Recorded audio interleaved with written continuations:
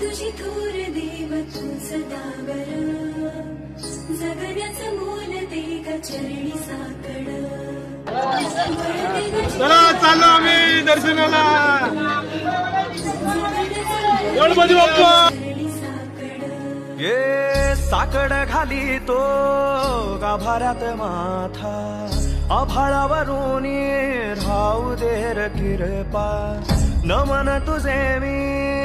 करीतो र देवा भरून झरू दे तुझी चर कृपा हिमतीचं बीज दे पुरी तुझ्या दारची उभं राहू